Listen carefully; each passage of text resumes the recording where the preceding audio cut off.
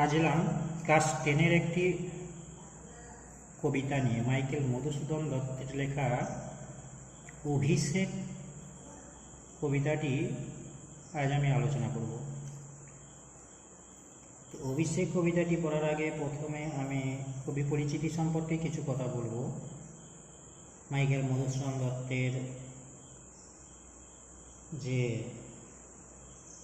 খ্যাতি বা অবদান সেই বিষয়ে। মাইকেল মধুসূদন দত্তের বাংলা সাহিত্যে প্রধান খ্যাতি বা মূলত তিনি কোন কোন দিকে বিশেষ খ্যাতি অর্জন করেছেন সেগুলো একটু জেনে নিই। তো মধুসূদন দত্ত প্রধান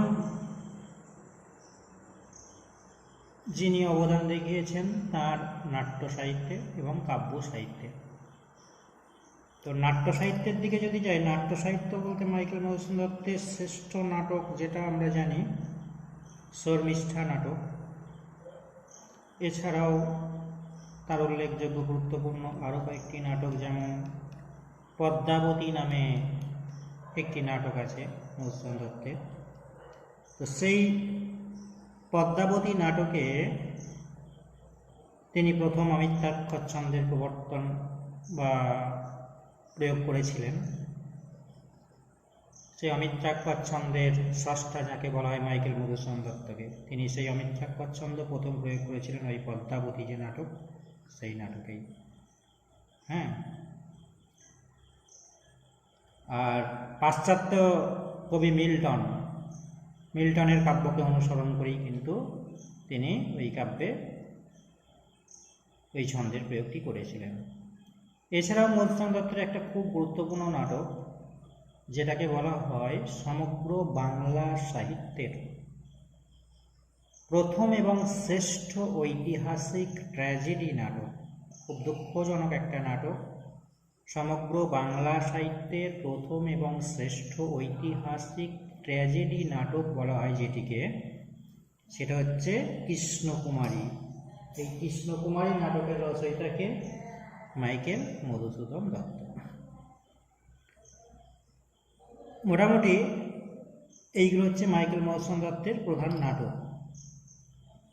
আর মধুসূদন দত্ত দুটো প্রহসন লিখেছেন। সেই প্রহসন দুটো কি কি? একটা হচ্ছে একেই কি বলে সভ্যতা, আর বুড়ো শালিকের ঘাড়ে রোঁ। ঠিক আছে?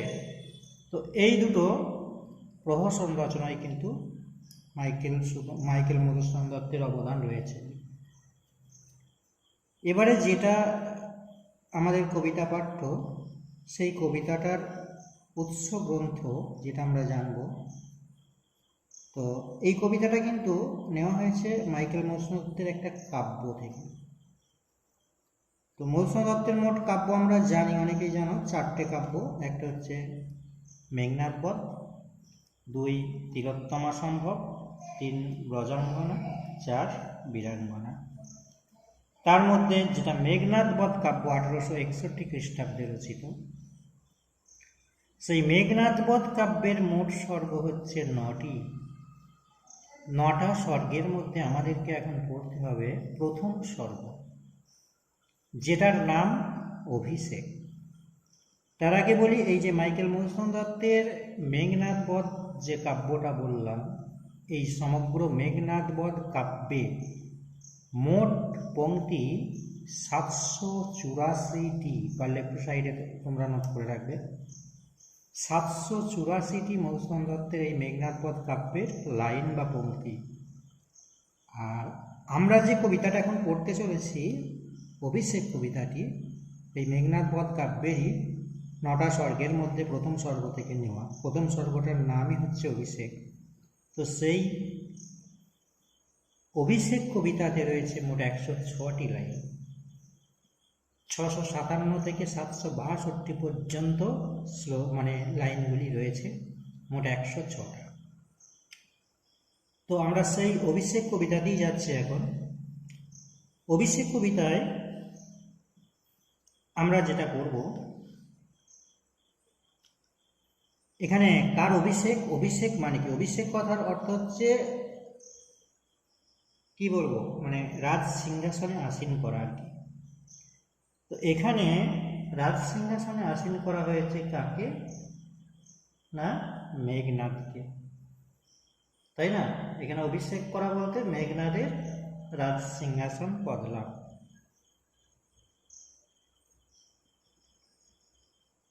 তো এখন কবিতা ধরেই আমি বলছি, পুরো কবিতাটা পরপর বললেই বুঝতে পারবে। দেখো, কবিতার শুরুতেই আছে কনক আসন তজি। কনক আসন মানে কি? কনক আসন কথার অর্থ হচ্ছে স্বর্ণ সিংহাসন, তজি মানে ত্যাগ করে। বীরেন্দ্র কেশরী ইন্দ্রজিৎ, এই যে বীরেন্দ্র কেশরী বললাম, বীরেন্দ্র কেশরী, বীর মানে কি? এখানে বীর যুক্ত ইন্দ্র বলা হয়েছে, মানে বীর অর্থাৎ সাহসী বা বীর, ইন্দ্র শ্রেষ্ঠ, বীর শ্রেষ্ঠ, কেশরী, কেশরী কথার অর্থ সিংহ, এখানে ক্ষমতা অর্থে, প্রবল ক্ষমতা অর্থে বীরেন্দ্র কেশরী মানে সিংহ বলা হয়েছে আর কি।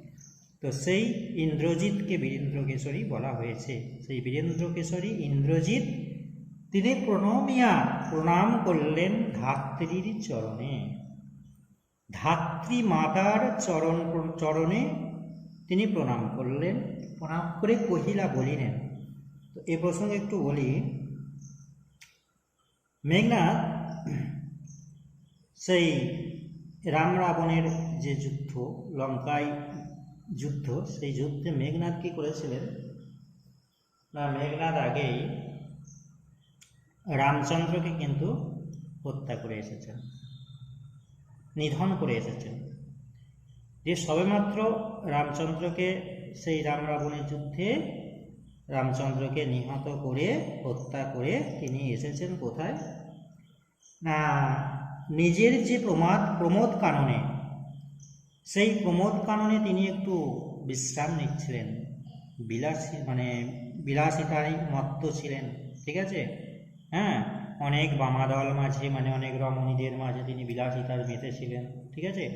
ঠিক সেই রকম পরিস্থিতিতে সেখানে উপস্থিত হলেন তার ধাত্রী মাতা, পালিতা মাতা, যিনি লক্ষ্মী দেবী। সেই লক্ষ্মী দেবী তখন তার কাছে একটা সংবাদ নিয়ে আসছেন, খুব দুঃসংবাদ।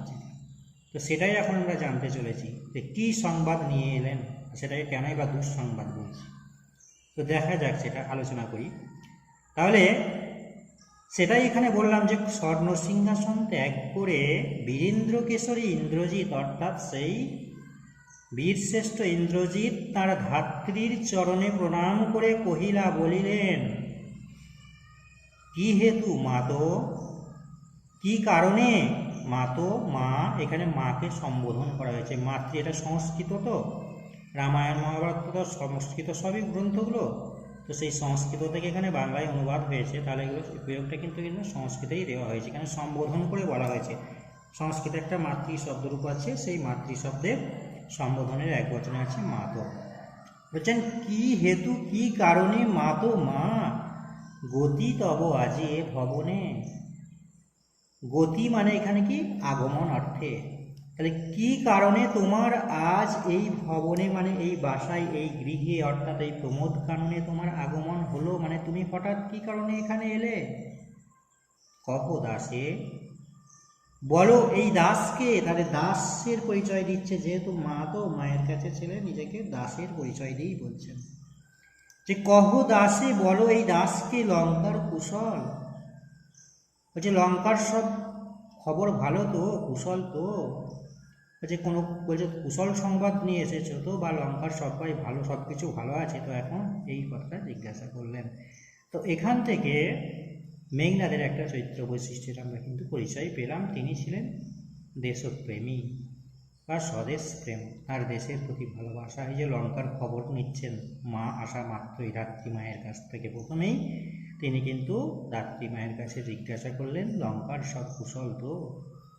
তো একথা সেই ধাত্রী মাতা বলতে কাকে বললাম, লক্ষ্মী দেবী, যিনি এসেছিলেন প্রভাসার ছদ্মবেশে, প্রভাসার ছদ্মবেশে লক্ষ্মী দেবীর আবির্ভাব হয়েছিল সেই মেঘনাদ বা ইন্দ্রজিতের প্রমোদ কারণে। তো তখন লঙ্কার সংবাদ, কুশল সংবাদ জানতে চাওয়ার পরই তিনি কি করলেন না, শিরশ্চুম্বী, তার শির অর্থাৎ শির কথার অর্থ হচ্ছে মস্তক, মাথা, কিন্তু এখানে কপাল অর্থে। তো কপালে চুম্বন করে ছদ্মবেশীটাকে ছদ্মবেশী বললাম ছদ্মবেশী, প্রভাষার ছদ্মবেশী এসেছেন লক্ষ্মী দেবী। তো সেই ছদ্মবেশী অম্বুরাশি অম্বু মানে কি সমুদ্র, আর অম্বুরাশি সুতা বলা হচ্ছে। অম্বুরাশি কথার অর্থ হচ্ছে সমুদ্র, আর অম্বু মানে জল। তাহলে সেই সমুদ্র সুতা মানে কি কন্যা, সমুদ্রের কন্যা লক্ষ্মী, তাই না? সেই সমুদ্র কন্যা লক্ষ্মী কেন সমুদ্র কন্যা বলা হয়েছে? কারণ সমুদ্র মন্থনকালে নাকি ওই লক্ষ্মী দেবী সমুদ্র থেকে উঠেছিলেন, সেই জন্যই বলা হয় অম্বুরাশি সুতা, ঠিক আছে, বা সমুদ্র কন্যা বলা হয় এই লক্ষ্মী দেবীকে। তো সেই অম্বুরাশি সুতা অর্থাৎ লক্ষ্মী দেবী তিনি উত্তর দিলেন। ওই যে যখন জিজ্ঞাসা করলো মেঘনা যে লঙ্কার সব কুশল তো তখন সেই মাতা উত্তরে বললেন, কি বলেন? ভাই হতাশ হয়ে তখন বলছেন আর কি, পুত্র কি আর কহিব কনক লঙ্কার দশা। বলছে কনক লঙ্কার এখন কি পরিস্থিতি চলছে, কি দুর্দশা চলছে, সে আর বলার নয়, সে কথা আর কি বলবো। ঘোরতর রণে হত প্রিয় ভাই তব বীর বাহু বলি। বলছে ঘোরতর রণে, ঘোরতর মানে কি এখানে ভয়ঙ্কর যুদ্ধে, ঘোরতর কথার হচ্ছে ভয়ঙ্কর, ভয়ঙ্কর যুদ্ধে হত মানে হত হয়েছেন বা নিহত হয়েছেন এখানে, হ্যাঁ, প্রিয় ভাই তব। তাহলে প্রিয় ভাইটিকে, প্রিয় ভাই হচ্ছে মেঘনাদের ভাই বীরবাহু, হ্যাঁ, মানে রাবণের কনিষ্ঠ পুত্র, তাই তো, আর রাবণের জ্যেষ্ঠ পুত্র হচ্ছেন মেঘনাদ। তাহলে প্রিয় ভাই তব বীরবাহু, তোমার প্রিয় ভাই বীরবাহু আজ হত হয়েছেন বলি, বীরবাহু বলি আজ হত হয়েছেন।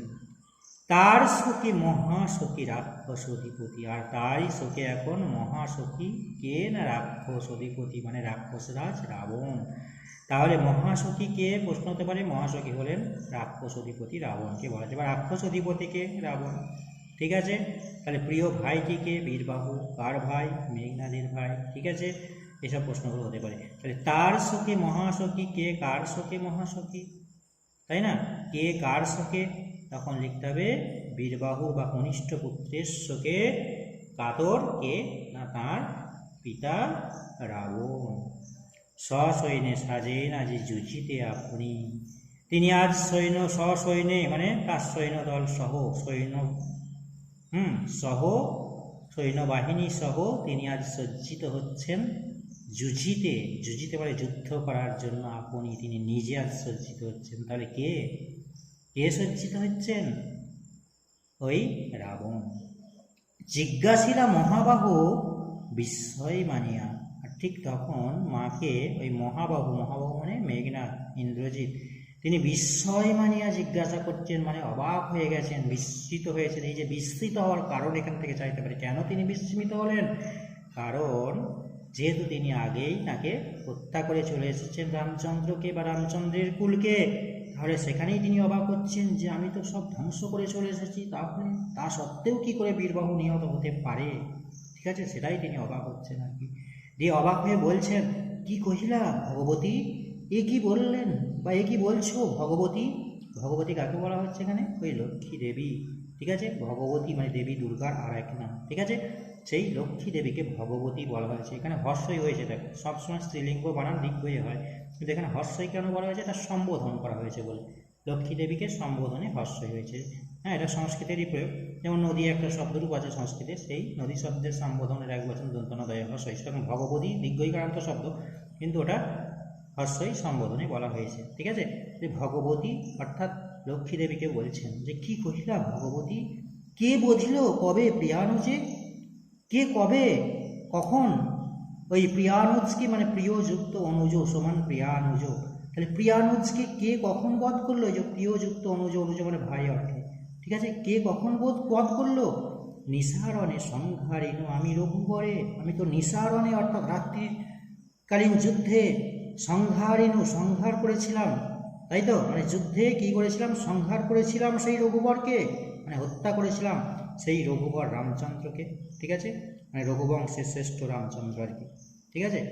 খণ্ড খণ্ড করিয়া কাটিনু বরশি প্রচণ্ড সর্বৈরী দলে, বলছে খণ্ড খণ্ড করে তাকে কেটেছিলাম, টুকরো টুকরো করে কেটেছিলাম, বরশি প্রচণ্ড স্বর অর্থাৎ ভয়ঙ্কর স্বর বা বাণকে নিক্ষেপ করে, বরশি কথার অর্থ হচ্ছে নিক্ষেপ করা বৈরী দলে, অর্থাৎ সেই বৈরী দলকে, বৈরী দল মানে কি এখানে শত্রু দলকে, তাহলে বৈরী দলটা কে?